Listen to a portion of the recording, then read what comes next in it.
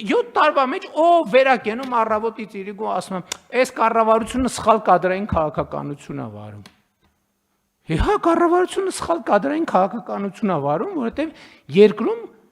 կադրային ճգնաժամ է, մարդկային ռեսուրսի ճգնաժամ է, հարգելի գործընկերներ։ Իսկ գիտեք ինչի է ճգնաժամ։ Որովհետև մի երկրում, որտեղ բնակավայրերի 70 եւ ավել տոկոսում մանկապարտեզ չկա,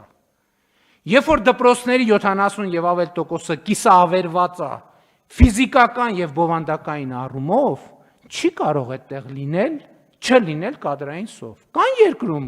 լավ կադրել, նենց է, հիմա կասեն, ինչ չորացել է մեր երկրի արգանդը չորացել է, չէ, չի չորացել, Ժողովուրդ ջան։ Կան լավ կադրեր, այո, կան լավ կադրեր։ Փոքր խումբ, որոնք 1, 2, 3, 4, 5, 6, 7, 8, 9, 10 միլիոն դրամով աշխատում են Հայաստանում, Հայաստանից դուրս։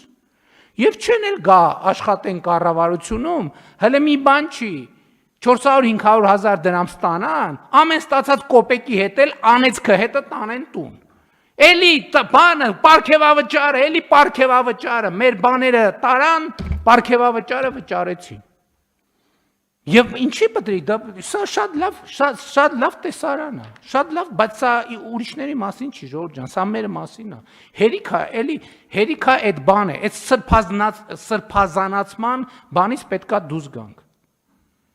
Մենք մեզ այդ սրբազանացնելու տրամաբանությունից, սա մեր դեմքն է, սա մեր պատկերն է։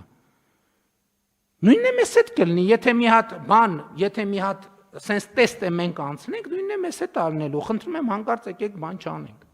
ինքներս մեզ չխաբենք, նույնն էլ մեզ հետ արնելու։